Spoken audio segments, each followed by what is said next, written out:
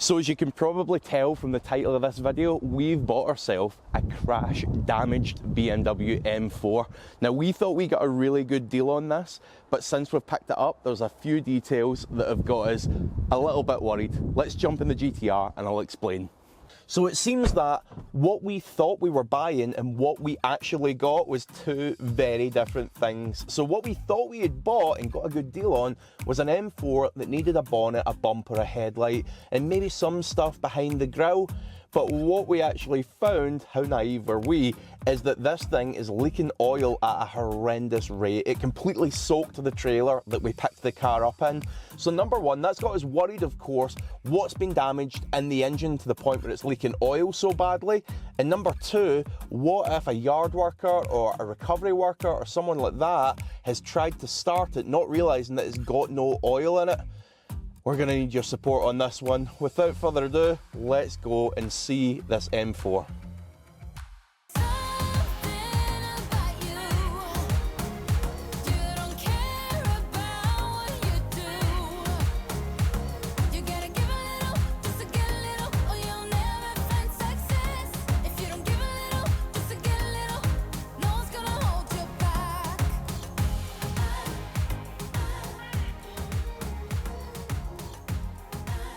So here it is, our crash damaged BMW M4.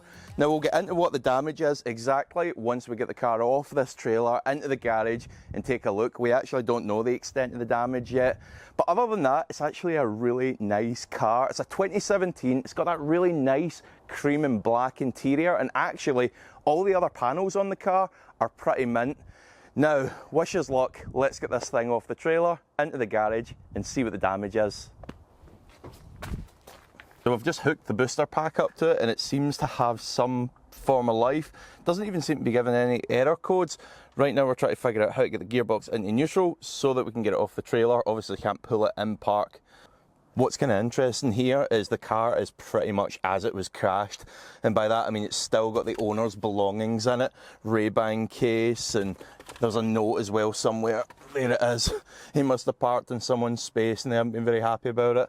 On that note, if you are the owner or you happen to know the owner of this car, please do comment below. We'd love to know what happened to it as we start this rebuild. We're in. So what became quite quickly apparent is there's no way of getting these M4s into neutral from the interior. I think there is a way that you can jack it up and get to it from underneath the gearbox, but on the back of an oily trailer, that wasn't really an option. So there was nothing else for it. We were going to need to put some oil in, quickly get the car started, hopefully it didn't leak too fast, reverse it off the trailer and go from there. Now obviously this is something we wanted to try and avoid. We would much rather repair the oil leak and see where it's coming from and understand the damage, but sometimes you don't have an option.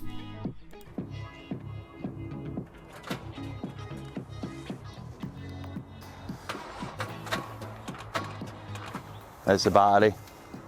Dead battery, not a seized engine, crucially, but mighty CRV to the rescue with a jump start.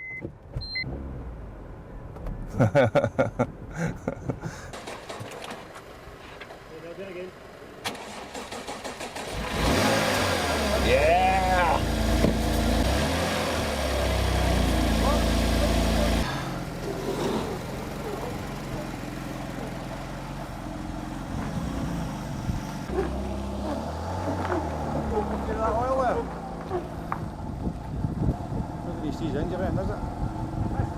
Aye, you skillet.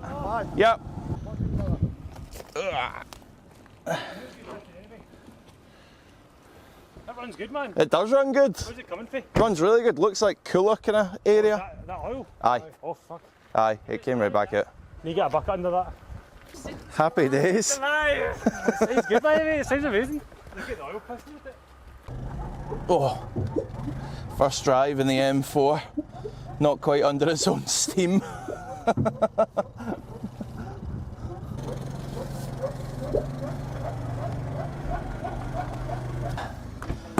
Runs like a dream.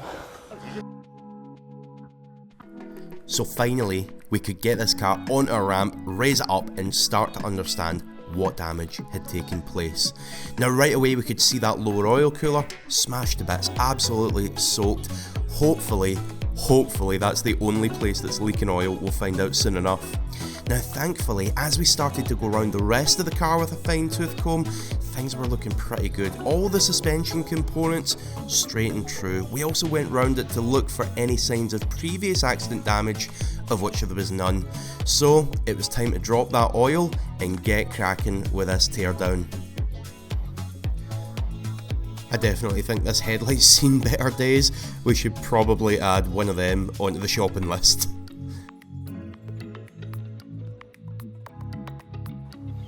So here's what we've learned so far. It's definitely been on this side because all the brackets and everything for the light completely smashed. I think there was 4 bolts to take that light out, 1 holding this light in. So yeah, big impact on this side. Not looking too bad. Drained the oil just so it doesn't make any more mess on the floor. But yeah, getting there. You can even see on the intakes, the ducting here, this one's sitting quite straight and true. This one is facing inward. So yeah, impact has been somewhere about here. Check this out. So we've got these arms. This isn't actually the chassis. You can see it just bolts on to the main chassis there, which is fine. But it gives you an idea of the impact when you look at that side. Look how compressed that is. I guess these things are made to take the impact so it doesn't damage the main chassis. It's certainly done its job. To get these legs out, we thought we were going to have to remove this whole pack here that consists of the intercooler, the aircon condenser. Proper headache to get all that off. But thankfully, we were able to just move it out the way a little bit and get both the really bent arms out. You can see this one here. This is the one you seen when it was on the car. Proper damage on that. On the other side, they don't actually look too bad, but it's hard to know if these are bent. And we don't want to go rebuilding this thing and then find something's out of alignment. So we're just going to change them as a kind of precaution. So let me be totally honest with you, we took a massive gamble buying this M4. We're just 2 normal guys that happen to have a huge passion for cars. But as they say, big risks come with big rewards, and our reward is getting to return this awesome M4 to the road. Now I'm not for 1 minute saying that we're out of the woods yet. As we start to build this back up, who knows what problems we'll hit. But if we can have you along with us by subscribing, commenting and liking this video, it really would mean the world. Now thank you so much for watching, and we'll see you for episode 2 next week.